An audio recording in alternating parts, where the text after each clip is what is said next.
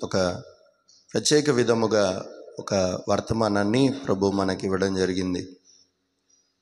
ఈ మాసం అంతా కూడా మనందరికీ క్రిస్మస్ పండుగ మాసముగా మనందరము కూడా ప్రపంచవ్యాప్తంగా అన్ని దేశాల్లో, కొన్ని దేశాల్లో కొన్ని పండుగలే చేసుకుంటారు, కొన్ని రాష్ట్రాల్లో కొన్ని పండుగలే జరుపుకుంటూ ఉంటారు. కానీ ప్రపంచమంతా జరుపుకునే పండుగ ఏదైనా ఉందంటే అది క్రిస్మస్ పండుగ. హల్లెలూయా!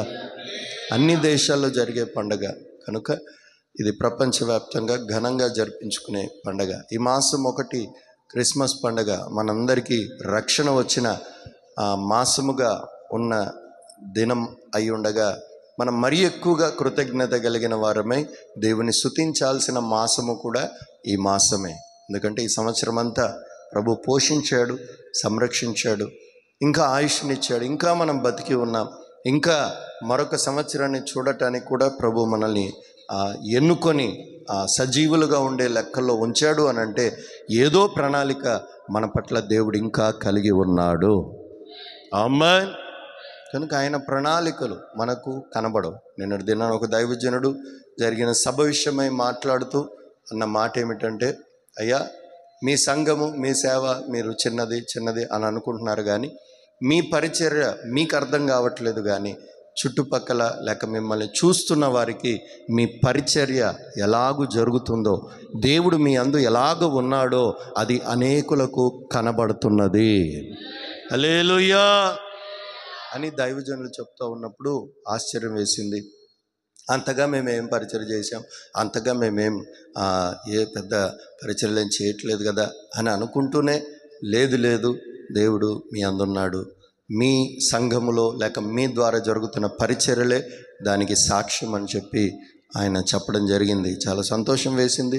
అయితే ఇంత మటుకే కాదు, మనం ఇంకా విస్తారమైన పరిచర్య చేయుదుముగాక. హల్లెలూయా. దాని విషయమై మరి ప్రభువులో ప్రార్థిస్తూ ఉన్నప్పుడు ఒక చక్కని ఒక వాగ్దానపూర్వకమైన సందేశాన్ని ప్రభు ఇవ్వడం జరిగింది.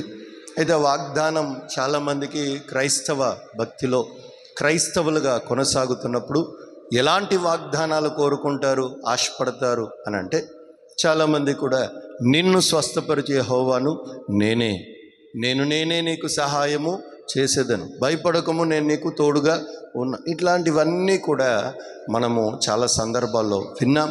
దాన్ని పట్టుకొని మనం అనేక సందర్భాల్లో మన పరిస్థితులను బట్టి ప్రార్థన చేసుకుంటూ ఉంటున్నాం. అయితే సమస్త కీడుకి మూలం ఏదంటే అయ్యా అని అంటే ధనం అని కొంతమంది అంటూ ఉంటారు. కానీ బైబిల్ చెప్తా ఉంది సమస్త కీడునకు మూలం అంటే మనకు కలుగుతున్న నష్టాలు కానీ, మనం పోరాడుతున్న పోరాటాలు కానీ, మనకు జయము రాలేని విషయాలు కానీ, లేక మన జీవితంలో మనం అడుగుతున్నవి పొందలేకపోతున్న కారణము కానీ, ఇవన్నిటికీ గల కారణం ఏంటి అని మనం గమనించినట్లయితే యెషయా గ్రంథం 59:1 మనందరికీ తెలుసు. అది నేటి ధ్యానాంశం కాకపోయినా ఆ మాటలో రాయబడి ఉంటుంది, నీ ప్రార్థన విననేరకుండాన్నట్లు నా చెవులు మందం కాలేదు, నీకు సహాయము చేయుటకు నా హస్తము చాపటానికి నా హస్తమేమి కూడా కొరచ కాలేదు, కానీ నీకు నాకు నీ దోషములే నీ పాపములే అడ్డుగోడగా ఉన్నాయి. Praise the Lord. ఆ విధముగా మనకి దేవునికి అడ్డముగా ఉన్న ప్రతి పాప దోషపు గోడలన్నీ కూడా కూల్చివేయబడునుగాక. ఆమేన్. దేవుని పిల్లారా, మరి మనం అడుగుతున్నాం కానీ దేవుని వలన పొందలేకపోవడానికి గల కారణం ఏంటంటే పాపమేనట. మనం వేడుకుంటున్నాం కానీ వేడుకున్నవి మనం పొందలేకపోతున్న గల కారణం ఏంటంటే మనం వెంటాడుతున్న దోషములేనట. పుట్టిన ప్రతివాడు పాపముతోనే పుడుతున్నాడని మనందరికీ తెలుసు. ప్రతి మనుషుడు, క్రైస్తవుడైనా క్రైస్తవేతరుడైనా ప్రతివారు కూడా పాపముతోనే పుడుతున్నారు. పుట్టిన ప్రతివాడిలో కర్మ అనేది ఒకటి ఉంటుందని చెప్పి అనేకమైన బయట వారు కూడా అనేక మంది చెప్పుకునే మాట మనందరికీ తెలిసిందే. మనము కూడా ప్రతి వారం ఏదో ఒక పాప దోషముతో కొనసాగుతున్నాము గనకనే ఇంకా కొన్ని కార్యాలు దేవుడు మన ఎడల సంపూర్తిగా జరిగించలేకపోతున్నాడు. ఎవరైనా పాపం లేని వారు ఉన్నారు, లేక దోషం లేని వారు ఉన్నారు, లేక దేవుని చిత్తం దైవ సంకల్పం లేనివారు ఎవరైనా ఉన్నారు అని అంటే అట్లా అనరా. ప్రతి వారము కూడా పాపముతోనే ఉన్నవారు. అయితే దేవుడు ఈ క్రిస్మస్ మాసమున ఏం చేశాడు ఆయన అని అంటే సర్వలోక పాప పరిహారార్థమై ఆయన తన రక్త ప్రోక్షించటానికి ఆయనే స్వయాన మానవ రూపం దాల్చి లోకంలోనికి దిగి వచ్చిన మాసం. గట్టిగా హల్లెలూయా అని చెప్దామా? హల్లెలూయా. ఆయన వచ్చి ఏం చేశాడు అని అంటే ప్రతి వాడి పాపము నుంచి విడుదల చేయటానికి, ప్రతి వాని దోషమును కడగటానికట ఆయన మనందరికీ ఒక రక్త ప్రోక్షణ అనే ఆ పాప పరిహారార్థం పొందేటట్లుగా ఒక ఊటని మనకు తీసి ఉంచాడు. గట్టిగా ఆమేన్ చెప్పండి. పిల్లరా, గడిచిన దినాల్లో నేను నా చిన్నతనంలో కూడా మా ఇంట్లలో ఎవరైనా సరే ఈ చనిపోయిన దినాలు వచ్చినప్పుడు తెలంగాణ ప్రాంతంలో అలాగే చేస్తూ ఉంటారు. మరి ఇక్కడ ఎంతమంది చేశారో తెలీదు. నేను చిన్నప్పటి నుంచి పూర్తి విగ్రహారాధికుడుగా, క్రైస్తవ కుటుంబంలో పుట్టినా కూడా పూర్తిగా విగ్రహారాధన సంబంధమైనటువంటి ఆచారాలు మేము ఎన్నో చేసాం. మీ అందరికీ తెలిసిన సంగతే మా సాక్ష్యం. ఎవరైనా చనిపోయినప్పుడు ఏం చేసేవారంటే వారి దినాలు వచ్చినా లేక వారి జ్ఞాపకార్థాలు వచ్చిన సంవత్సరం వచ్చినప్పుడు ఏం చేసేవారంటే ఒక కోడిని లేక డబ్బులు ఉంటే ఒక మేకని కోసి ఆ రక్తాన్ని ఏం చేస్తారంటే అట్లాగా వాళ్ళ ఫోటోని పెట్టి దానికి దండేసి దాని టెంకాయ కొట్టి ఆ రక్తాన్ని ఆ ఫోటో ముందు అట్లా పూసేవారు. అంటే సారిపోయటం అనమాట. సారిపోయండి అని అంటూ ఉంటారు. టెంకాయ కొట్టిన ఆ టెంకాయ నీళ్ళు అట్లాగే సారెలాగా పోయమంటారు. అట్లాగే ఏదైనా కోడిని కోసినా ఆ కోడిని కొయ్యగానే మొదట వచ్చిన రక్తాన్ని అట్లాగా దాని ముందు అట్లాగా పోసేవారు.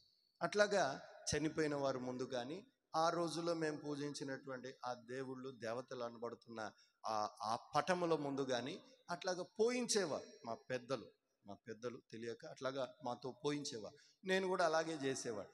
ఎందుకు అలా పోయాలి? ఆ చిన్నప్పుడు తెలియక జంతువుల రక్తాన్ని గిన్నెలో పట్టుకొని దాన్ని ఉడికించుకొని తినేటటువంటి వారు ఇప్పటికీ చాలామంది ఉన్నారు. మీకు ఎంతమందికి తెలుసో లేదో నాకు తెలియదు. బైబిల్ అయితే సెలవిస్తుంది, ఏ ప్రాణి రక్తాన్ని తినకూడదు. Praise the Lord. గట్టిగా హల్లెలూయా చెప్పండి. కానీ తెలియక మొదటి రక్తాన్ని అట్లాగా ప్రోక్షించి మిగిలిన రక్తాన్ని అంతా గిన్నెలోకి బట్టి ఆ గిన్నెలో ఆ రక్తాన్ని ఉడికించుకొని ఆ రక్తాన్ని తిన్నటువంటి ఇప్పటికీ తింటున్నటువంటి జనములు లేకపోలేదు. అయితే అది బైబిల్ ప్రకారం పాపం అని వాక్యం సెలవిస్తూ ఉంది. అయితే ప్రియులారా, ఆ మొదటి రక్తాన్ని దాని ముందు ప్రోక్షించి అమ్మయ్య ఇక అనుకునేవారు, ఇక ఆ దేవతకి లేక ఆ చనిపోయిన వారికి లేక ఆ పటమునకు అందులో ఉన్న వారికి శాంతి చేశాము కనుక వారు మనల్ని ఆశీర్వదిస్తారు. Praise the Lord. గట్టిగా చెప్పండి. నిన్నటి దినాన్ని ఎవరో తల్లిగారు అంటా ఉంటే విన్నాను. ఎవరు మాట్లాడుతున్నారు నిన్న? అశోక్ వాళ్ళు అనుకుంటా. అశోక్ వాళ్ళ కుటుంబంలోనే అనుకుంటా. వాళ్ళ తల్లిగారికి ఎవరికి మొత్తానికైతే ఎవరో ఒక ఆవిడ చనిపోయిందట. ఆమె చనిపోయిన తర్వాత ఇంకొక ఆయన చేసుకున్నారని చెప్పి పుట్టిన వాళ్ళందరూ కూడా పుట్టినోళ్ళు పుట్టినట్లుగా చనిపోతున్నారట. చనిపోతూ ఉంటే ఈయన మొక్కుకున్నాడట. ఏమని? అమ్మ నేనే చంపాను, నా వల్లే నువ్వు చచ్చావు కనుక నీ పేరే నాకు పుట్టబోయే పిల్లలకి పెట్టుకుంటానంటే అప్పటి నుంచి ఆగిందంట చనిపోవటం. హల్లెలూయా. ఇట్లాగా విచిత్రమైన సంగతులని మనం వింటూ ఉంటాం. అంటే దాని అర్థం ఏంటి? దురాత్మ, దుష్టాత్మ ఏం కోరుకుంటుంది? మనిషి ప్రాణమును కోరుకుంటుంది. దుష్టాత్మ మానవుని యొక్క ఆ యొక్క శక్తిని ఆ దుష్టాత్మ కోరుకుంటుంది. ఆ దుష్టాత్మ ఏం కోరుకుంటుంది? బలిని కోరుకుంటుంది. ఆ దుష్టాత్మ ఏం కోరుకుంటుంది? ఆత్మని కోరుకుంటుంది. ఆ దుష్టాత్మ ఏం కోరుకుంటుంది? దాని ఎదుట సాగిలపడాలి, దానికి మొక్కాలి అని కోరుకుంటుంది. Praise the Lord. గట్టిగా హల్లెలూయా అని చెప్పండి.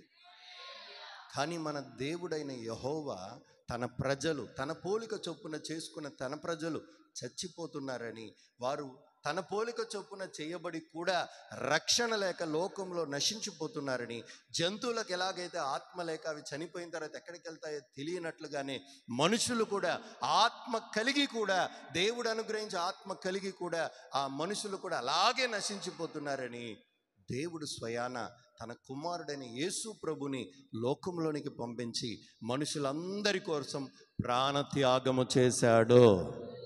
గట్టిగా హల్లెలూయా చెప్పొచ్చుగా. దేవుని ప్రియులారా, ఆయన ప్రాణత్యాగం చేయటం మాత్రమే కాదు, ఇదిగో నేనే జీవము, నేనే మార్గం, నేనే సత్యం అని ఆయన ప్రకటించి, ఆయన నా ద్వారా తప్ప ఎవడునూ పరలోకమునకు రాడు అని చెప్పి ఆయన ఖండితముగా ఆజ్ఞాపించి, నన్ను విశ్వసించిన వాడే పరలోకానికి అర్హుడు అని చెప్పి ఆయన రక్తాన్ని ప్రోక్షించి ఆయన మరలా పునరుద్ధానుడై యేసయ్య దగ్గర, ఆ తండ్రి దగ్గరికి చేరాడు. హల్లెలూయా. అయితే ఎవరైతే ఆయన విశ్వసించి ఆయన రక్తమును నమ్మి, ఆయన ప్రాణత్యాగమును నమ్మి ఆ రక్తం చేత కడగబడతారో వారందరూ నిత్య జీవమునకు వారసులగుదురుగాక. ఆమేన్. అట్లాగా దేవుడు ఈ మాసాన్న ఒక వాగ్దానపూర్వకమైన మాట సెలవిచ్చాడు. ఆ మాట ఏమిటంటే జకర్యా గ్రంథం 13వ అధ్యాయం 1వ మాటను మనం చదువుకుందాం. జకర్యా గ్రంథం 13వ అధ్యాయం 1వ వాక్యం.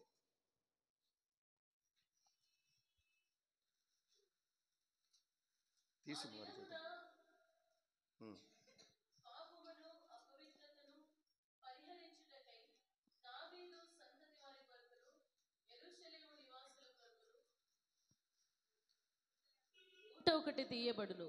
ఊట ఒకటి తీయబడును. ఇదే సైన్యములకు అధిపతియగు యెహోవా వాక్కు. ఇదే సైన్యములకు అధిపతియగు యెహోవా వాక్కు. గట్టిగా ఆమేన్ చెప్దామా. ఈ వాగ్దానం మనందరి పట్ల ప్రభు నెరవేర్చునుగాక.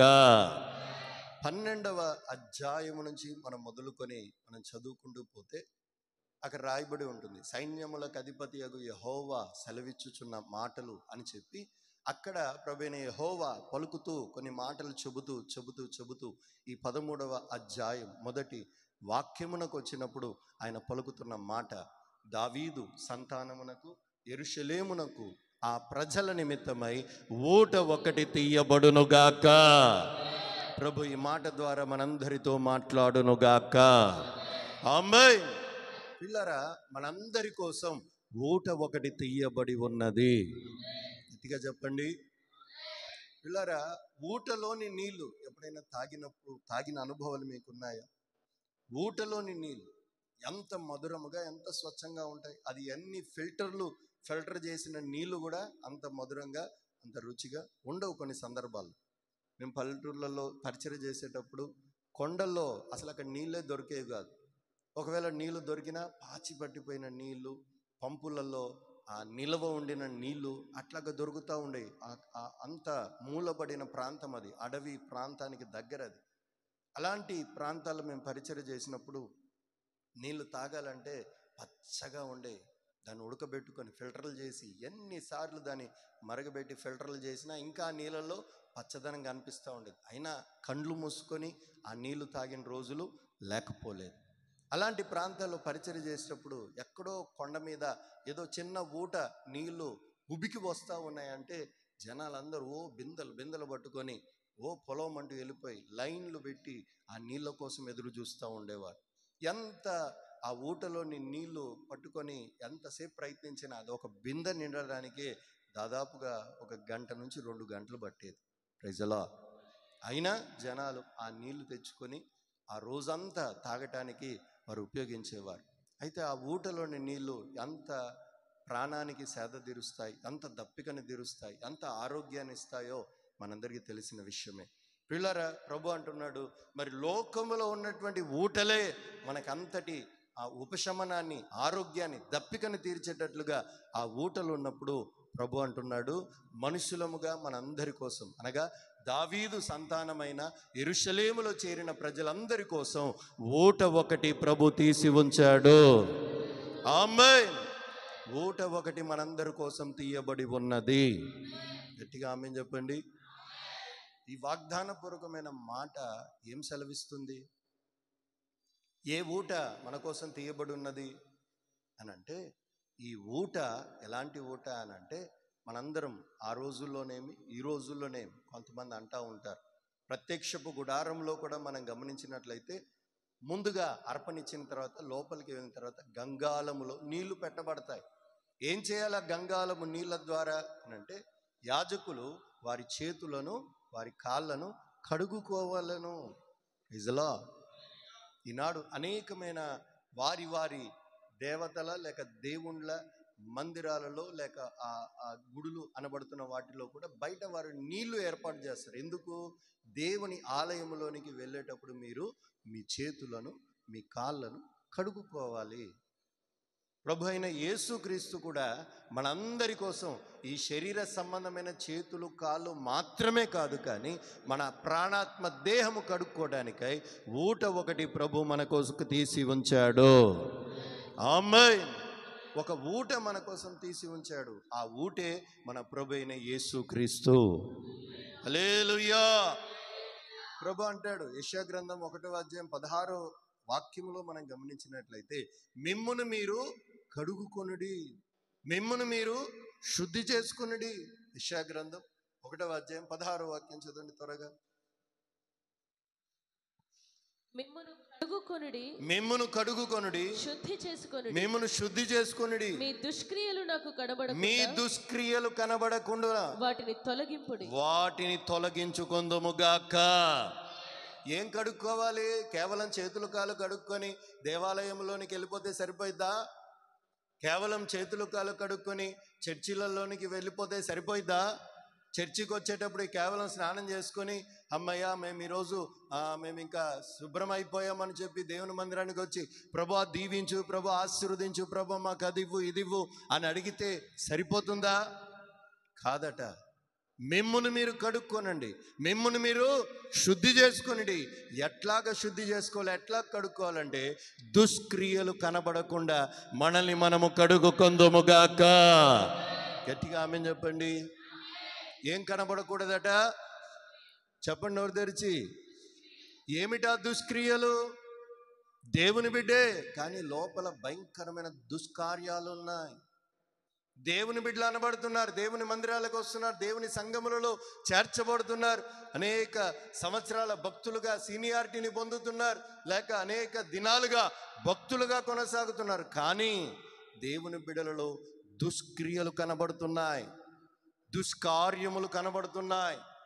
ఈ దుష్క్రియలు కనబడకుండానట్లు, ఈ దుష్కార్యములు కనబడకుండానట్లు చాలామంది అంటూ ఉంటారు, చాలామంది అనుకుంటూ ఉంటారు, మేము బాగానే ఉన్నాం, మేము భక్తిగానే ఉంటున్నాం, మేము చాలా పరిశుద్ధంగానే కొనసాగుతున్నాం. మరి భక్తిగా పరిశుద్ధంగా కొనసాగుతున్నప్పుడు మరొక దైవజనుడు నాతో మాట్లాడుతూ ఉండి కొన్ని మాటలు చెప్తూ ఉన్నప్పుడు ఆ దైవజనుడు అన్న మాట ఏమిటంటే, కాదు ఆ దేవుని సేవ లేక దేవుని సంఘం లేక దేవుని పరిచర్య లేక ఈ విశ్వాస జీవితం అంటే కేవలం ఏదో మన అవసరాలు తీర్చుకోవటం, లేదు ఏదో ఆదివారం వెళ్ళటం, ఇట్లాగా చాలామందికి ఇది అలవాటు అయిపోయింది.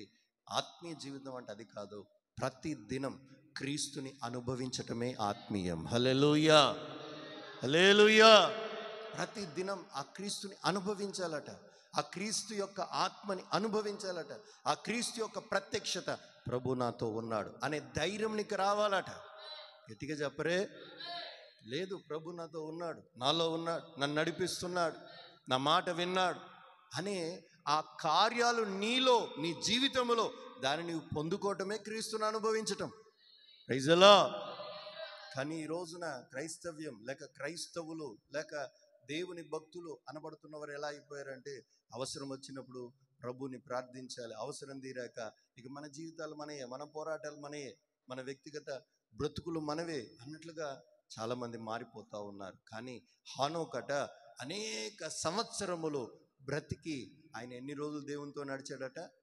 300 కొన్ని దినాలు, 300 చిల్లర దినములు ఆయన దేవునితో నడిచాడట. Praise the lord. ప్రతిరోజు ఆయన దేవునితో నడిచే అనుభవం. ఏ రోజు కూడా దేవుని ప్రత్యక్షత ఈరోజు నాకు లేదు అనే అనుభవం ఆయనకు లేదట.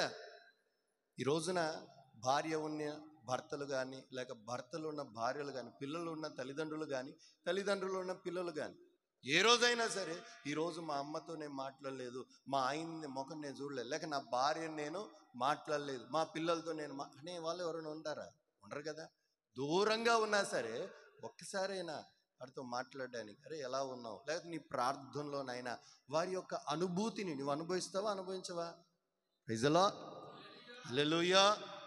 అలాగునే నీ దేవుడు నీకు తోడున్నాడనే సంగతిని, అనుభవాన్ని కూడా అనుదినము నీవు అనుభవించదువుగాక. ప్రభు అంటున్నాడు, నేను నీ కొరకు ఒక ఊట తీసి ఉంచాను, కానీ నీవు ఆ ఊటలో కేవలం నామకార్థమైన ఆచారపరమైన నీ కాళ్ళను నీ చేతులే కడుక్కుంటున్నావు. అట్లా కాదు, నీ అంతరంగము శుద్ధి చేయబడునుగాక. నీ దుష్క్రియలు కనబడకుండా కడుగుకొందువుగాక. నీ దుష్క్రియలు కనబడకూడదు. ఇంకా ఏంటా దుష్క్రియలు? సాతాను నీలో పెట్టిన ప్రతి దుష్క్రియ, ప్రతి దుష్కార్యం, ప్రార్థనలకు ఎందుకు జవాబు రాదు అనంటే మనల్ని వెంటాడుతున్న దోషమే, మనల్ని దేవునికి అడ్డుపడుతున్న పాపమే. నేనే పాపం చేయట్లేదని నీవు అనుకోవచ్చు, కానీ మనకి తెలియకుండా మన కొన్ని పాపాలు మనల్ని వెంబడిస్తున్నాయేమో. ప్రతిరోజు మన ప్రార్థనలో, వ్యక్తిగత ప్రార్థనలో ఎక్కువగా మనం కోరుకోవాల్సింది, విజ్ఞాపన చేయవలసింది, ప్రార్థించవలసింది దేనికోసం అంటే శుద్ధీకరణ కోసమే. నన్ను వెంటాడుతున్న దోషం నుంచి నన్ను విడిపించు, నా శాపం నుంచి నన్ను విడిపించు, నా పాపం నుంచి నన్ను విడిపించయ్యా అని నువ్వు ఎక్కువ సమయం శుద్ధీకరణ ప్రార్థన చేసుకో. ఎందుకంటే దేవుడు ఘనమైన పాత్రలను లేక ఉన్నతమైన పాత్రలను ఆయన వాడుకోవడానికి ఇష్టపడడు, కానీ పవిత్రంగా ఉండే ప్రతి పాత్రను ఆయన వాడుకోవడానికి ఇష్టపడతాడు. హల్లెలూయా. మలిన పాత్రలను ఆయన వాడుకోడు, కానీ పవిత్ర పాత్రలనే ఆయన వాడుకుంటాడు. ఆయన కోసం మనం పవిత్రంగా ఉండటానికి ప్రయాసపడాలి, పవిత్రతను కాపాడుకోవాలి, ఆ పవిత్రతను అనుదినం నూతనపరుచుకోవాలి. Praise the lord. ఏంటో భక్తులు మరి ఒకరిద్దరు తప్ప మిగతా వాళ్ళందరూ మౌనంగా ఉండిపోయారు. మరి నేటి ఈ సంఘ ఆత్మీయమైన ఈ సందేశం మరి ఇది ఆనట్లేదేమో. ఎలాంటి ఆంతాయి మనకి అని అంటే, ప్రభు నిన్ను స్వస్థపరిచాడు అనగానే అబ్బో, ప్రభు నీకు డబ్బులు ఇస్తున్నాడు అనగానే అబ్బా. వాస్తవానికి అవన్నీ వినగానే బయటికి వెళ్ళిన తర్వాత అవన్నీ పొందుతున్నామా? చెప్పరే. ఏదైనా వాగ్దానం చెప్పేసరికి ఆమెన్ ఆమెన్ అని హల్లెలూయా అని స్తోత్రం అనుకుని బయటికి వెళ్ళి నిజంగానే మరి దాన్ని పొందామా? లేదు కదా. మూల కారణం ఏంటంటే శుద్ధీకరణ అంతరంగంలో జరగాలి. చెప్పండి గట్టిగా. నీ అంతరంగం మారాలి. నీవు దేవుని మహిమను అనుభవించాలి, క్రీస్తు శక్తిని నీవు అనుభవించాలి, నీ జీవితంలో నీవు దాన్ని పొందాలి అని అంటే నీ అంతరంగ దుష్క్రియలు కడగబడునుగాక. ఆ అంతరంగ దుష్క్రియలు ఏదైనా సరే, నీకు తెలియకుండా నీకు అహంకారం ఉందేమో, నీకు తెలియకుండా కోపం ఉందేమో, నీకు తెలియకుండానే ఒకరి మీదైనా ద్వేషం ఉందేమో, నీకు తెలియకుండానే ఎవరి మీదైనా పగ ఉందేమో, ఏదో ఒకటి ఏదైనా దేవునికి విరుద్ధమైనదే కదా. దానంతటిని కడిగి వేసుకుందుముగాక. గట్టిగా ఆమేన్ చెప్దామా? యోబు అంటాడు, ఆయన జీవితంలో శ్రమలు వచ్చాయి, ఆయన జీవితంలో బలమైన కార్యాలు, శ్రమలు వచ్చాయి. ఎలాంటి శ్రమలు మనందరికీ తెలుసు కదా యోబు జీవితం. యోబు అంటున్నాడు, అయ్యా హిస్సోపుతో నన్ను నేను కడుక్కోగలుగుతానా? హిమముతో నన్ను నేను కడుక్కోగలుగుతానా? హిస్సోపు తెచ్చినా, హిమము తెచ్చినా, లేక సబ్బు తెచ్చి నన్ను నేను రుద్దుకున్నా నా పైది మాత్రమే నేను కడుక్కోగలుగుతాను, కానీ నీవెప్పుడైతే నన్ను గోతిలో ముంచుతావో అప్పుడే నేను పవిత్రపరచబడతాను. గట్టిగా ఆమేన్ చెప్పండి. యోబు ద్వారా కూడా దేవుడు ఎంత చక్కగా ఆ బాప్టిజం గురించినటువంటి ఆ ప్రత్యక్షతను దేవుడు ఇచ్చాడు చూడండి.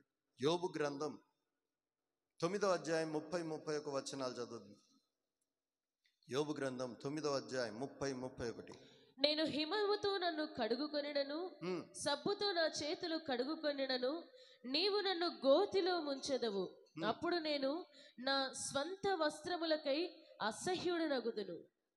నా సొంత వస్త్రములకు నేను అసహ్యుడనవుదును. గట్టిగా ఆమేన్ చెప్పండి. గట్టిగా చెప్పరే గట్టిగా. ఏంటా సొంత వస్త్రాలు? పండగ వస్తుంది అనగానే ఇప్పటికే అందరూ ప్లానింగ్ వేశారు కొత్త వస్త్రాల కోసం, నూతన వస్త్రాల కోసం. కొత్త వచ్చిందంటే కొత్త ఒక వింత, పాత ఒక రోత. ప్రభు అంటా ఉన్నాడు, నిన్ను గోతిలో ముంచినప్పుడట నీ వస్త్రములు నీకు అసహ్యమగునుగాక. ఎందుకంటే అది మొదలుకొని నీవు ధరించేది నీ పాత వస్త్రాలు కాదు, రక్షణ వస్త్రము ధరించదువుగాక. గట్టిగా చప్పట్లు కొడుతూ ఆమేన్ అంటూ హల్లెలూయా. గోతిలో ముంచబడిన తర్వాత రక్షణ వస్త్రము చేత నింపబడుదుముగాక. దేవుడిచ్చు సర్వాంగ కవచమును ధరించుకుందుముగాక. ఆమేన్. అప్పుడు మన వస్త్రములు మనకు అసహ్యం అవ్వాలి. ఏమిటా మన వస్త్రములు? మన వస్త్రం ఏంటి? ఆ పాత కోపం, ఆ పాత ఈర్ష్య, ఆ పాత ద్వేషం, ఆ పాత అలవాట్లు, ఆ పాత సోమరితనం, ఆ పాత బద్ధకత్వం, ఆ పాత గర్వం అంతా కూడా మనకు అసహ్యమగునుగాక. గోతిలో ముంచబడిన తర్వాతే అంతరంగం ఏమైందట? శుద్ధి చేయబడిందట. యోబు అంటా ఉన్నాడు. మరి ఈరోడు గోతిలో ముంచబడిన వారందరూ గట్టిగా హల్లెలూయా అని చెప్పండి. అనగా బాప్తిజం పొందిన వారండి. నన్ను ఎప్పుడు గోతిలో పడలేదండి అన్నట్టు పెట్టారు మొఖాలు. బాప్తిజం పొందిన వారందరూ చేతులెత్తి గట్టిగా హల్లెలూయా చెప్పండి. నా దేవుని ప్రియులారా, బాప్తిజం పొందాము అని అంటే దాని అర్థం ఏమిటి? మనల్ని ప్రభు శుద్ధి చేయడానికి ఇష్టపడ్డాడు. హల్లెలూయా. అయితే బాప్తిజం పొందినంత మాత్రాన మనం శుద్ధులం కాలేదండి. బాప్తిజం పొందినంత మాత్రం మనం శుద్ధులం కాలేదు. బాప్తిజం పొందామనంటే యేసుని రక్షకుడిగా అంగీకరించాం, ఒప్పుకున్నాం, నమ్మాం, విశ్వసించాం. అది మొదలుకొని ఇక ప్రతిదినం మన శాప దోష పాపముల నుంచి విడుదల కలుగునుగాక. అది ఎలా కలుగుతుంది అంటే, ప్లగ్లో వైర్, ఫోన్ ఛార్జింగ్ పెట్టాలంటే ప్లగ్లో ఛార్జర్ పెట్టి స్విచ్ చేయకుండా ఉంటే ఛార్జింగ్ ఎక్కుతుందా? స్విచ్ చేయాలి. బాప్తిజం పొందినంత మాత్రాన నువ్వు ప్లగ్ ఛార్జింగ్ లో పెట్టినంత మాత్రాన స్విచ్ చేయకపోతే కుదరదు. అలాగే ప్రార్థన లేకపోతే కూడా శుద్ధీకరణ కలగదు. ప్రార్థన ఉండాలి, శుద్ధీకరణ ఉండాలి. నీవు వ్యక్తిగతంగా దేవునితో వేడుకోవాలి. అలాగున దేవుని సన్నిధిలో నిన్ను నీవు శుద్ధీకరించుకొందువుగాక. దేవుని సన్నిధిలో మీకు చాలా సందర్భాల్లో నేను పరిశుద్ధాత్మ పొందినప్పుడు నా దర్శనం నేను మీకు తెలియపరిచాను. ఆ రోజున దేవుడు నాకు ఇచ్చిన దర్శనం, నేను దాదాపుగా 21 రోజులు ఉపవాసం ఉన్నాను. 21 రోజులు కూడా ఒకటే ప్రార్థన, నీ ఆత్మ నేను పొందకుండా, నీ అభిషేకం నేను పొందకుండా, నీ శక్తిని నేను పొందకుండా, ఏ అయోగ్యత నాలో ఉన్నదో, ఏ పాపం నాలో ఉన్నదో, ఏ దోషం నాలో ఉన్నదో నా జ్ఞాపిక చేయి, నేను దాన్ని ఒప్పుకుంటా, నేను దాన్ని విడిచిపెడతా అని ప్రభు సన్నిధిలో ఆ 21 రోజులు, అంటే అంతకు మునుపు 1 సంవత్సర కాలం ప్రతి శుక్రవారం మొదలుకొని ఆదివారం ఆరాధన అయిపోయేంత వరకు కేవలం దానికోసం నేను ఉపవాసం ఉండేవాడిని. ఇక సెమినార్కి వెళ్ళి సేవ చేయాలనుకున్నప్పుడు, ఆత్మ లేకపోతే నువ్వు సేవ చేయలేవు అన్నప్పుడు కూడా మరలా శుద్ధీకరణ 21 రోజులు కేవలం, అయ్యా నా పాపాలు క్షమించు, నా చిన్నతనం నుంచి, నాకు తెలియనితనం నుంచి ప్రతి విషయము జ్ఞాపకకి చేయి, నీకు అడ్డముగా ఉన్నదేదో నా జ్ఞాపకకి చేయి, నేను దాన్ని ఒప్పుకుంటా, నేను దాన్ని విడిచిపెడతా, నేను దాన్ని మార్చుకుంటా అని ప్రార్థన చేసి 21 రోజులు ఉపవాసం ఉండగా 21వ రోజున, మరి ఆ రోజు కూడా నేను ఉపవాసం ముగించాలనుకోలేదు. ఒకటి ఆత్మని పొందాలి, లేక ఇదే ఉపవాసముతో జీవితం ముగించినా పర్వాలేదు అనుకుని ఉపవాసం ఉన్నాను. నా దేవుని పిల్లారు, 21వ రోజున దేవుడు నాకు ఇచ్చిన దర్శనం, దైవజనులు లేసన్న గారు వచ్చి వాక్యం చెప్పి వెళ్ళిపోయారు. ఒక 10-15 నిమిషాలు కూడా ఆయన కూర్చొని వాక్యం చెప్పలేకపోయారు, అనారోగ్య కారణాన్ని బట్టి. ఆయన వెళ్ళిపోయినప్పుడు మరలా అందరూ మోకరించి ప్రార్థన చేసుకుంటూ ఉంటే అదే యేసన్న గారు మంచి ఆరోగ్యవంతుడుగా, మంచి బలవంతుడుగా, మంచి తేజస్సు కలిగిన వాడిగా ఒక కలశం లాంటిది పట్టుకొని దాంట్లో నీళ్లు పెట్టుకొని అందరి మీద చల్లుతూ ఆయన నా దగ్గర దాకా వచ్చాడు. ఆయన ఆ కలశంలో ఉన్న నీళ్లు నా మీద చల్లాడు. చల్లగానే వెంటనే పరిశుద్ధాత్మ పూర్ణుడినై అన్య భాషలు మాట్లాడడం మొదలు పెట్టాను. చప్పట్లు కొడుతూ ప్రభుని కనపరుద్దాం. హల్లెలూయా.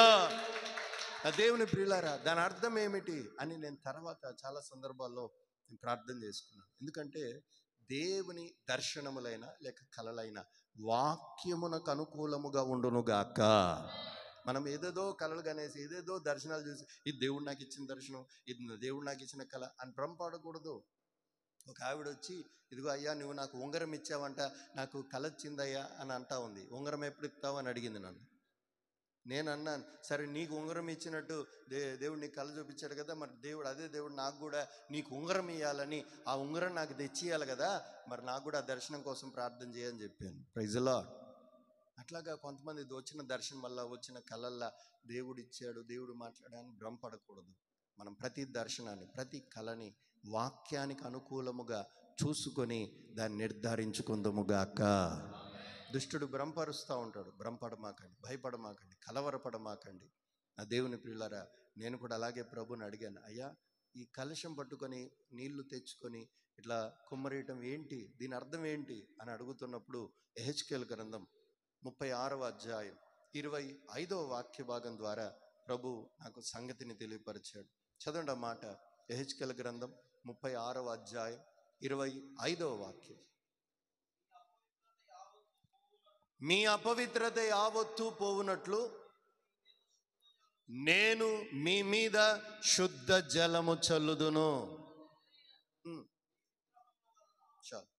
మీ అపవిత్రత యావత్తు పోవునట్లు మన మీద ఆయన శుద్ధ జలము చల్లునుగాక. గట్టిగా ఆమేన్ చెప్పండి. ఏం చల్లాలట? మన అపవిత్ర యావత్తు పోవునట్లు శుద్ధ జలము చల్లబడునుగాక.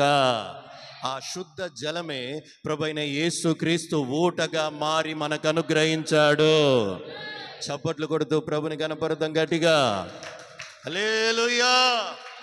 ఆ శుద్ధ జలమే ఊట. ఆ శుద్ధ జలమే ప్రభు అంటున్నాడు, నేను నీ కొరకు ఊట తీసి ఉంచాను, ఆ ఊటలో నిన్ను నీవు కడుక్కొందువుగాక.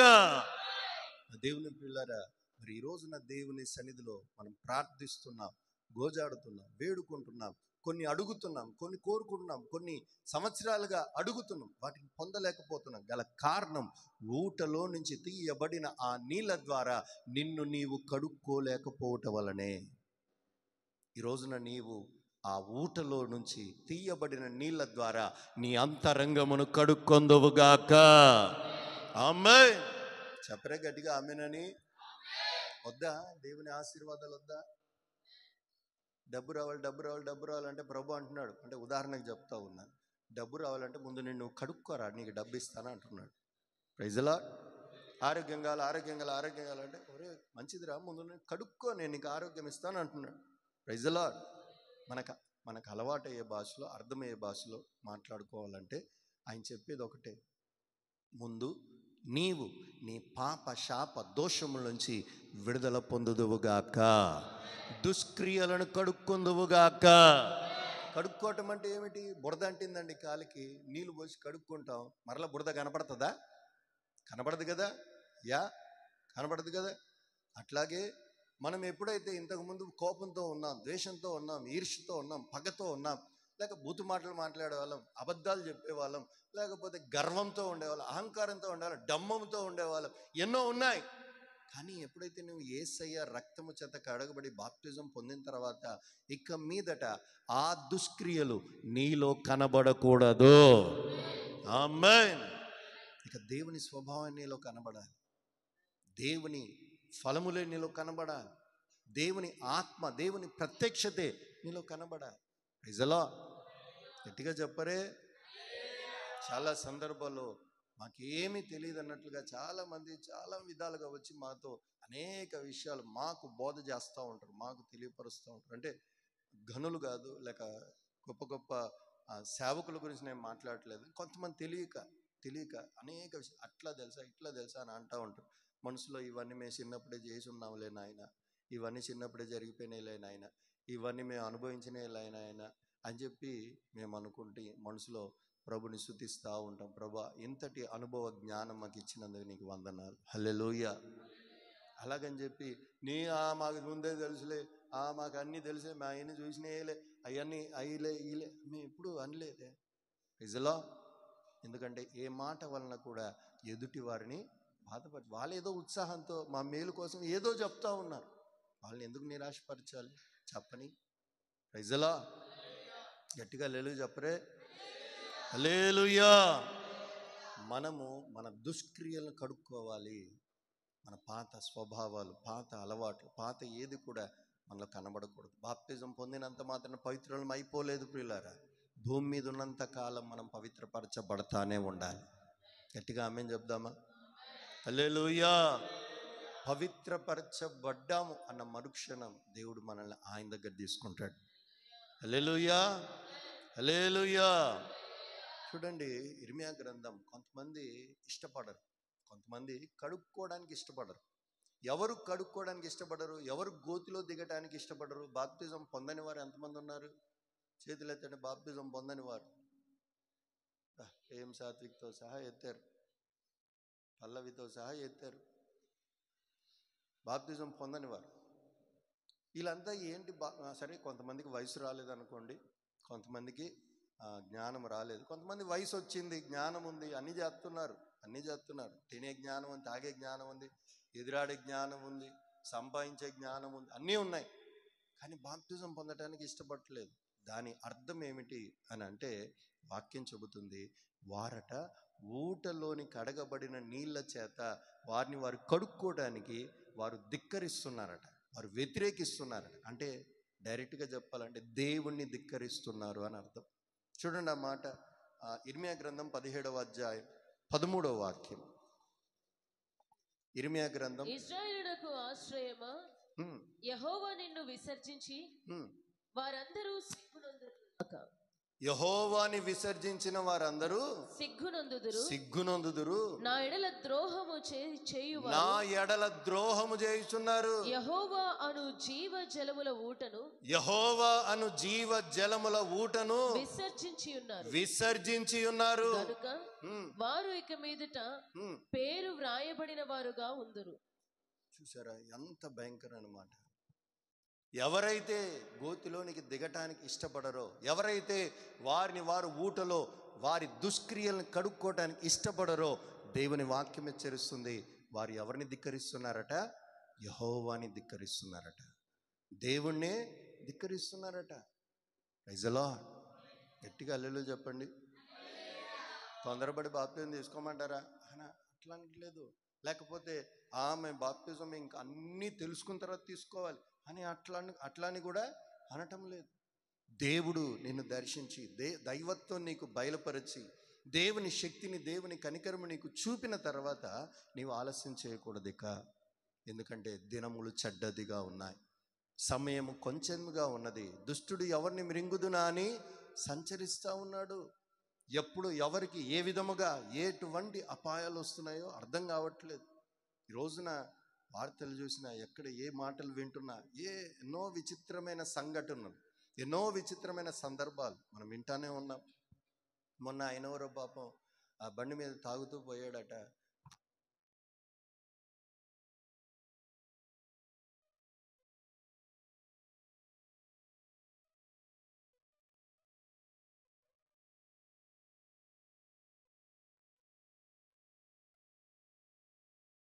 Praise the lord. నా దేవుని ప్రియులారా, త్వరపడండి, తొందరపడండి. దేనికోసం? సంపాదించడానికి కాదు, తినడానికి కాదు, లేక లోక మనుషుల ఎదుట ఘనంగా కనబడటానికి కాదు, నీ రక్షణ పొందుకోవడానికి త్వరపడండి. గట్టిగా ఆమేన్ చెప్దామా? అలాగునే బాప్తిజం పొందిన వారు మీరు ఊటలో మీ అంతరంగమును కడుక్కోవడానికి ఇష్టపడకపోతున్నట్లయితే దేవుని బిడ్డలుగా కొనసాగుతున్నారు, అయినా మీలో కోపం పోలేదు, ద్వేషం పోవట్లేదు, ఈర్ష్య పోవట్లేదు, పొగరు పోవట్లేదు, అహంకారం పోవట్లేదు, గర్వం పోవట్లేదు, అబద్ధాలు పోవట్లేదు, చెడ్డ అలవాట్లు పోవట్లేదు అంటే మీరు దేవుని ధిక్కరిస్తున్నారు. జాగ్రత్త. ఇంకా ప్రార్థన చేయట్లేదు, ఇంకా దేవునిలోనికి రావట్లేదు, ఇంకా ఉపవాసాలు లేదు, ఇంకా సంఘ సహవాసాలు లేదు, ఇంకా ఆరాధన చేసే పద్ధతులు లేవు. కొంతమంది నేను వారిని బట్టి నేను ప్రభుని స్తుతిస్తాను. ఒకప్పుడు పాట పాడడానికి కూడా ఇష్టపడేవారు కాదు, ఒకప్పుడు పాట పాడడానికి నాకు రాదనేవారు, ఒకప్పుడు వీళ్ళ పాట పాడే అన్నట్లుగా ఉండేది. కానీ ఈ రోజున వారు పాట పాడుతుంటే అబ్బా ఎంత డెవలప్ అయ్యారు, పాట పాటలు ఎంతగా చక్కగా పాడుతున్నారు, పాటలు ఒక మార్పు కనబడుతుంది. దాని అర్థం ఏంటి? నేను దేవుణ్ణి స్తుతించాలి, నేను దేవుని ఆరాధించాలి అనే మనసు చేత వారు దాన్ని నేర్చుకోగలుగుతున్నారు. ఇంకా కొందరు ఏమాత్రం మార్పు అనేది లేకుండా వారి జీవితాలను కొనసాగిస్తూ ఉన్నారు. జాగ్రత్త, మీరు యెహోవాని ధిక్కరిస్తున్నారు.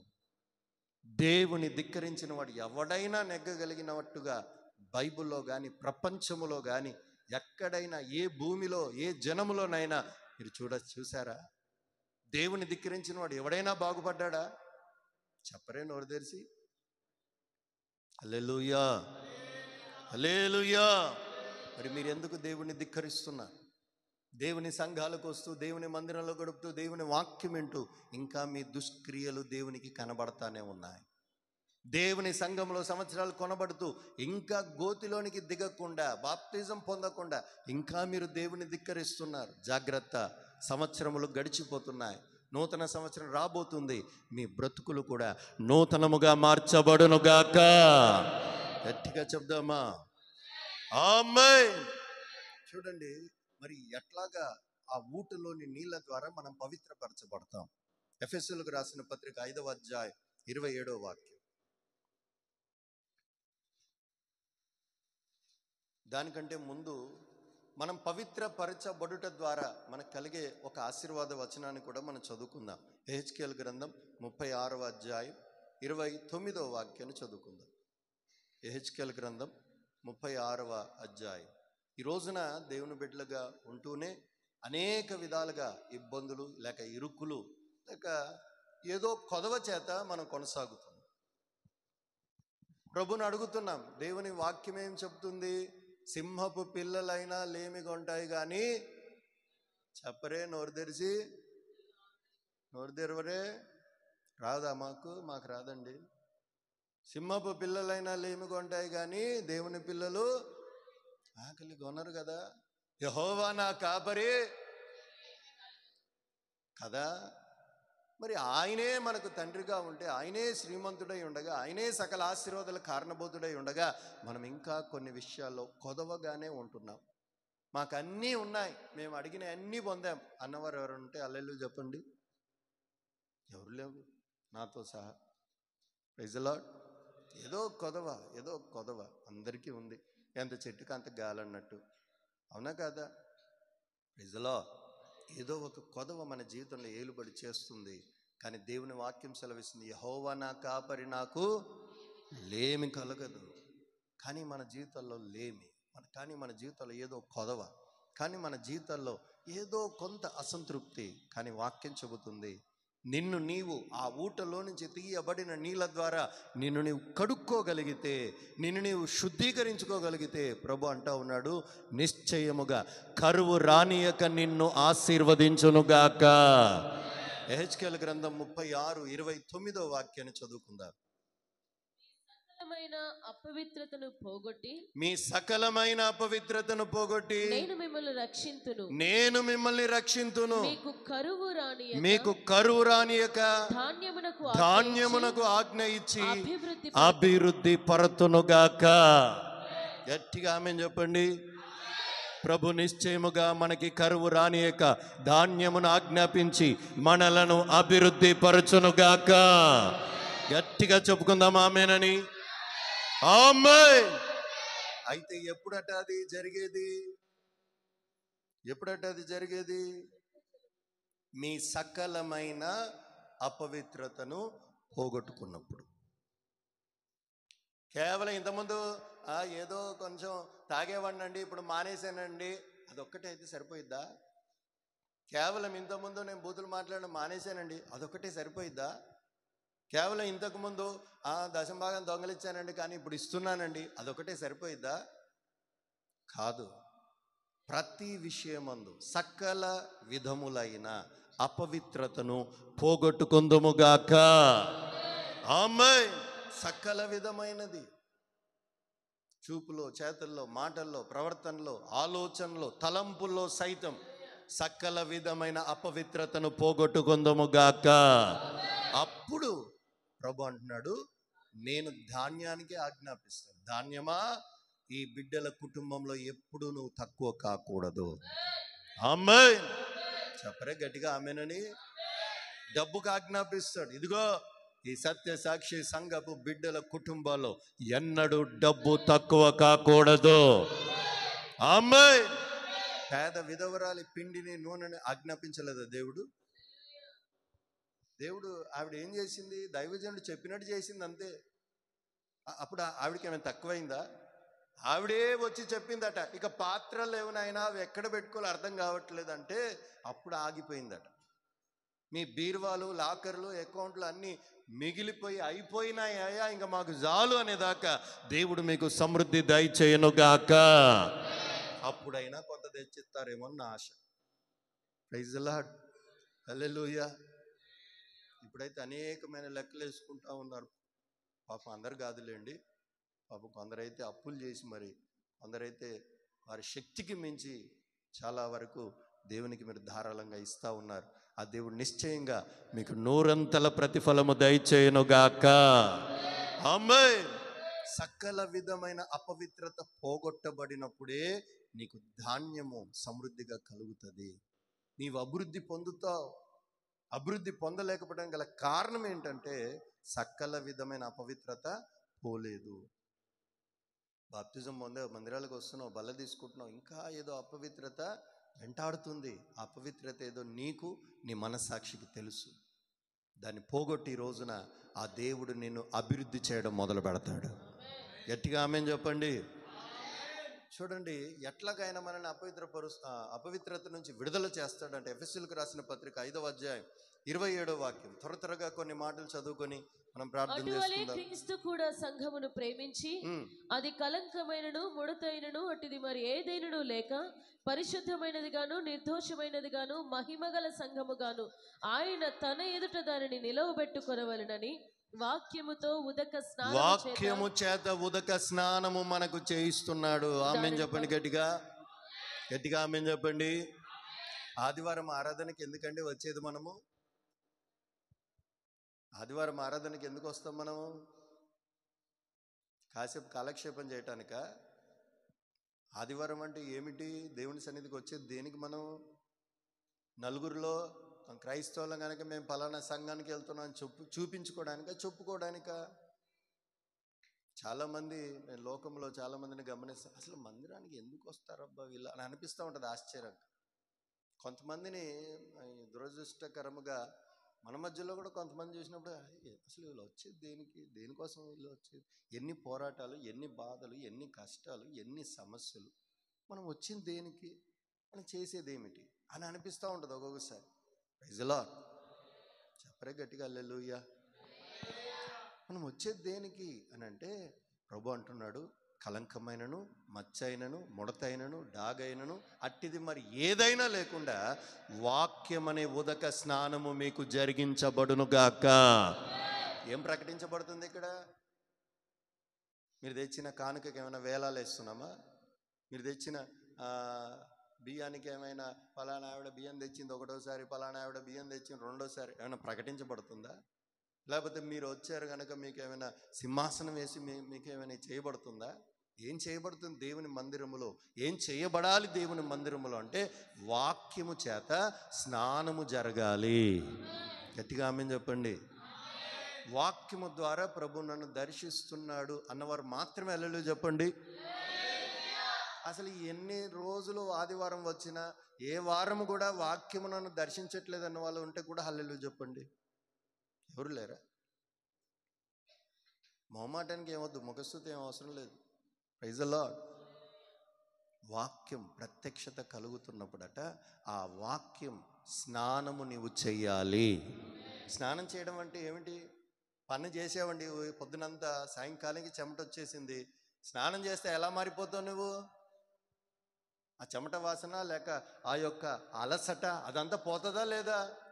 దేవుని మందిరంలోనికి వచ్చి వాక్యం విన్న తర్వాత నిన్ను నీవు మార్చుకొందువుగాక. చెప్పండి ఆమేనని. చెప్పరే ఆమేనని. ఎందుకని మరి మారట్లేదు? ఎందుకని మార్చుకోవట్లేదు? హృదయాలు ఎందుకు కఠినమైపోయి ఉన్నాయి?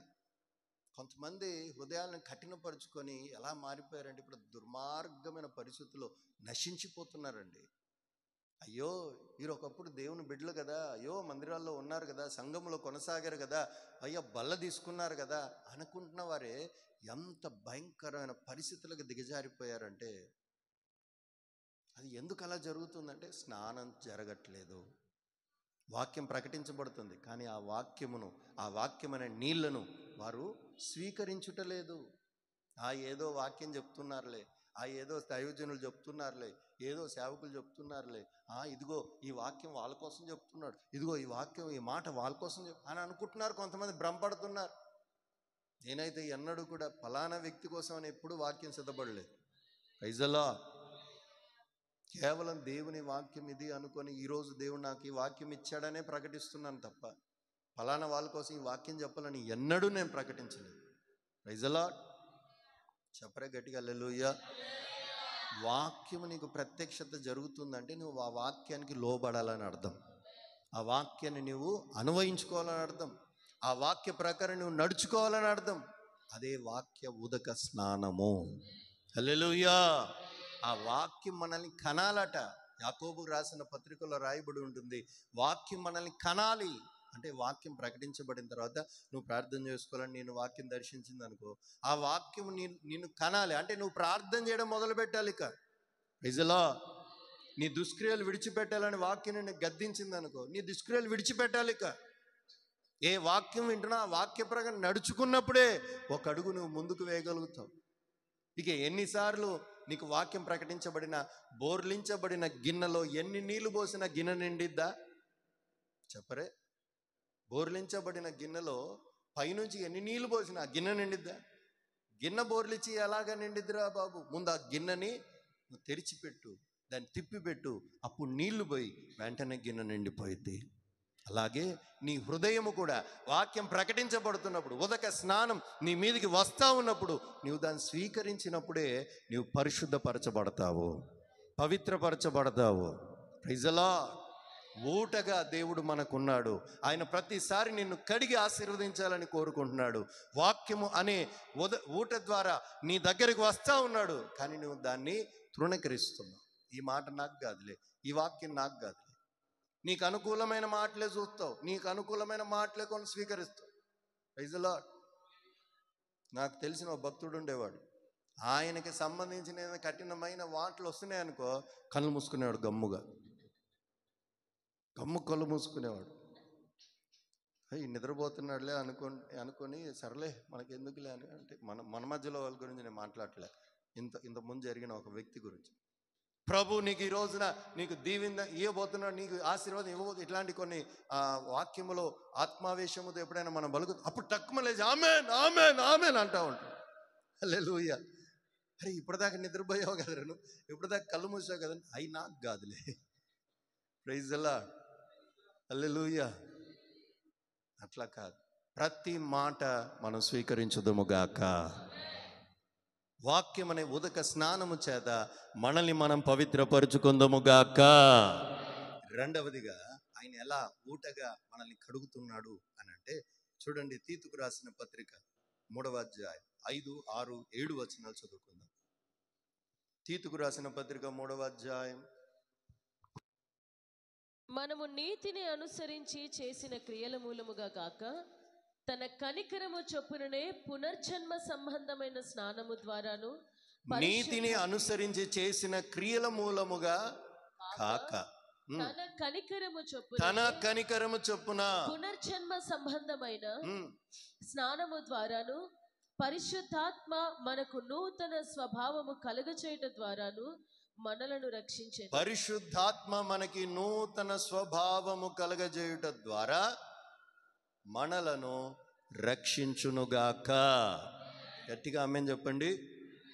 నీతిని అనుసరించి చేసే కార్యాలు లేక క్రియలు నిన్ను పరిశుద్ధపరచవు. నీతిని అనుసరించి ఏంటా నీతి? దేవుని మందిరం రావటం నీతి, సిల్లర్ మార్చి చందా వేయటం నీతి, లేక నెలకోసారో లేక నీ సంవత్సరానికి ఒకసారో నీవు సంపాదించిన దాంట్లో 10వ వంతు దేవునికి అప్పగించటం నీతి. లేకపోతే ఇలాంటి కార్యాలు, పరిచర్యలు, ఏదైనా అవసరం, సంఘ అవసరాలు ఉన్నాయి, దాంట్లో గుప్పిలు విప్పటం నీతి. లేకపోతే ఇంకా ఏదో ఒకటి పేదవారికి సహాయం చేయటం నీతి, ఆకలితో ఉన్నవాడికి అన్నం పెట్టడం నీతి. ఇట్లాంటి నీతి కార్యాలు నిన్నేం చేయవట? నీతి కార్యాలు చదవండి ఆ మాట. నీతి కార్యాలు నిన్ను రక్షించవు. నువ్వు ఎన్ని నీతి పనులన్నా చేయి, నీవు రక్షించబడాలి అని అంటే నీ హృదయము నూతనమైనప్పుడే నీవు రక్షించబడతావు. గట్టిగా ఆమేన్ చెప్పండి. నువ్వు నీతి కార్యాలు ఎన్నైనా లోకంలో వాడు పేదోడు కనిపించాడు, నువ్వు తినేది కూడా వాడికి పెట్టు, ఆ నీతి నిన్నేం రక్షించదు. ఎవడో వచ్చాడు పాప, అయ్యా అప్పులతో ఉన్నాను, రోడ్డు మీద ఒకడు కనపడతాడు, వాడు మామూలుగా ఎవరు అడుక్కోవడానికి వచ్చినాడు, దీనంగా అయిపోతాడు, అయ్యా అని అడుగుతాడు. ఇవ్వలేదనుక ₹1 కూడా ఇవ్వ శాత కాదు, ఎందుకు వస్తారు రోడ్డు మీదగా తిట్టుకుంటూ పోతాడు వాడు. పోనీ వాడు అడిగాడు కదా, ₹1, ఒక ₹10 ఇచ్చావనుకో వెంటనే పరిగెడతాడు. యాడికి? తినడానికి కాదు, వైన్స్కి. Praise the lord. ఎంతమంది లేరండి ఈ రోజుల్లో అట్లాంటి వాళ్ళు? మరి దేవుని కృపను బట్టి మన నీతి పనులు చేయాలని కనబడ్డోడికల్లా నువ్వు దానం చేసుకుంటూ ఇంటికి వచ్చినోడికల్లా ఇంట్లో కూర్చోబెట్టి నీ బొక్కసములన్నీ చూపించావనుకో, అంటే నీ బీరువాలన్నీ చూపించావనుకో, ఆయన అదేగా చేసింది. మా ఇంటికి వచ్చాడు దేవుడు, నన్ను ఎంత ఆశ్రయించాడు చూడు, ఇదిగో ఈ బీరువా చూడు, ఈ బీరువా చూడు, ఈ ఇల్లు చూడు, నా పత్రాలు చూడు, అవి చూడు, ఈ చూడు, మొత్తం చూపించాడట. ఏమైపోయాడు ఆయన పాపం? శత్రువు వచ్చి ఆయన మీద పడ్డాడు. నా దేవుని ప్రియులారా, అలాగనే దేవుని వాక్యం సెలవిస్తూ ఉంది, నిన్ను నీవు పవిత్రపరచుకోవాలనంటే నీ నీతి కార్యాలు కాదు నేను రక్షించే. నీతి కార్యాలు చేయండి, మంచిదే, తప్పు కాదు, నీతి కార్యాలు చేయండి. కానీ నీతి కార్యాలు దేవునికి మురికి గొడ్డ వంటివి అనేది మాత్రం మర్చిపోవద్దు. నేను నీతి కార్యాలు చేసే గనక ఈరోజు నేను రక్షించబడతానంటే కాదు. మదర్ తెరిసా ఆవిడ చేసిన పరిచర్య ఎంతో గొప్పది. అయినను అదే మదర్ తెరిసా మార్మన్స్ లేకపోతే, బాప్టిజం లేకపోతే, నూతన స్వభావం లేకపోతే ఆవిడ కూడా పరలోకానికి అర్హురాలు కాదని వాక్యం చెప్తూ ఉంది. అదేవిధంగా నీవు ఎన్ని నీతి కార్యాలైనా చేయి, ఎన్ని మంచి పనులైనా చేయి, మంచిదే చేయండి, తప్పు కాదు. పరిసయ్యుల నీతి కంటే, సద్దుకాయల నీతి కంటే మన నీతి అధికం అవ్వాలి.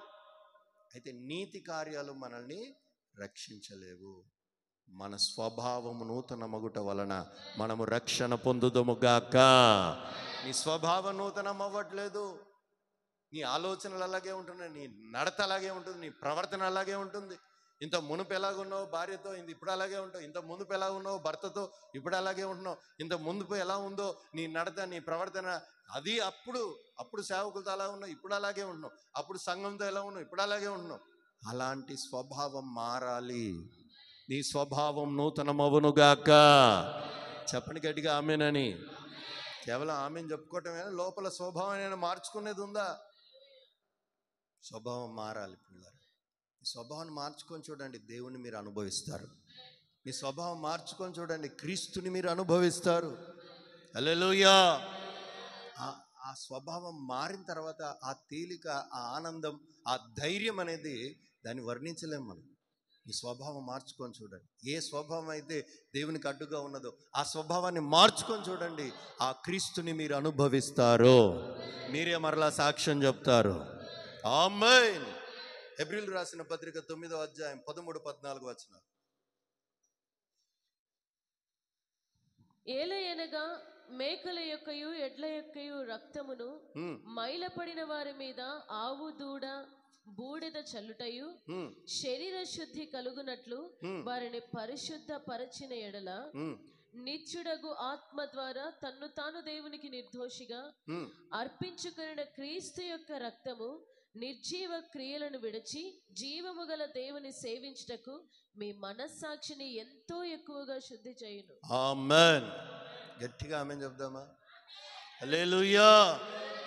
దేవుని ప్రియులారా, ఒక ఎడ్ల రక్తమే, కోడల రక్తమే ఆ రోజుల్లో మన చిన్నప్పుడు, నేను ఇందాక చెప్పిన నా సాక్ష్యం విషయంలో, ఎడ్ల రక్తం, కోడల రక్తం, కోడి రక్తం అంటూ అట్లా ప్రోక్షించి ఏదో వాళ్ళకి ఏదో శాంతి చేసామని అనిపిస్తే, మరి దేవాతి దేవుడైన ఆ దేవుడే దిగి వచ్చి తన రక్తాన్ని కార్చితే నిశ్చయముగా ఆయన రక్తము ద్వారా మనకు శుద్ధి కలిగినది. హల్లెలూయా. అయితే ఏం చేయాలి అని అంటే, ఆ రక్తము చేత కడగబడిన మనము నిర్జీవ క్రియలను విడిచిపెట్టుదుముగాక. ప్రయోజనం లేని క్రియలు చేస్తారు. ఎందుకు చేస్తారో అర్థం కాదు కొంతమంది. ప్రయోజనమే ఉండదు దాని వలన. ఎందుకయ్యా నువ్వు భక్తుడివి, ఎందుకమ్మా నువ్వు భక్తురాలు, ఇలాంటి ప్రయోజనం లేని పనులు ఎందుకమ్మా, పనికి మాలిన పనులు ఎందుకమ్మా నీకు? అందరు చేస్తున్నా నేను చేస్తా. అందరింట్లో మేకు కొట్టారు, నేను కూడా మా ఇంట్లో మేకు కొడతా. అందరూ దండేశారు, నేను కూడా మా ఇంట్లో దండేస్తా. అందరూ టెంకాయ కొట్టారు, నేను కూడా మా ఇంట్లో టెంకాయ కొడతా. Praise the lord.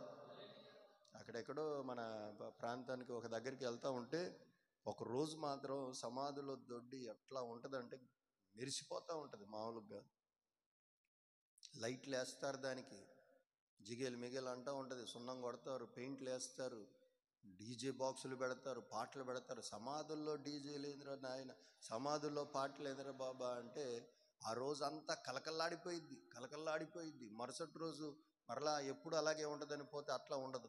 మరలా అదే సమాధుల్లోనికి నిన్నటిదాకా దాన్ని పూజించి, నిన్నటిదాకా దాన్ని దండేసి, నిన్నటిదాకా సమాధులకి లైట్లు పెట్టి ఏదేదో చేసి ఆ రోజు అయిపోగానే మరుసటి రోజు మరలా దాంట్లో చెంబట్టుకొని పోతూ ఉంటారు. Praise the lord. నిర్జీవమైన క్రియలు. కొందరు అలాగే దేవుని బిడ్డలు కూడా దేవుని సంఘంలోనికి వస్తారు, దేవుని మందిరంలో ఉంటారు, దేవుని బిడ్డలుగా కొనసాగుతారు. కానీ కొన్ని నిర్జీవ క్రియలు ఎందుకు చేస్తున్నారో ఆ క్రియలు అర్థం కాదు. అలా ఎందుకు నడుచుకుంటారో అర్థం కాదు. పనికి రాని క్రియలు, ఏమాత్రం ఉపయోగం లేని క్రియలు, ఏమాత్రం ప్రయోజనం లేని క్రియలు. మనకవి వద్దు, మనకవి తగదు అంటే అవే కావాలి, ఏ చేయాలి. దేనికంటే లోకమంతా అలా చేస్తుంది, నేను కూడా అలా చేయాలి. ప్రపంచంలో ఉన్న వాళ్ళందరూ అలాగే ఆనందిస్తున్నారు, నేను కూడా అలాగే ఆనందించాలి. వాళ్ళందరూ పోతారు, నువ్వు కూడా. Praise the Lord. దేవుని ప్రియులారా, నిర్జీవ క్రియలను విడిచిపెట్టుదుముగాక.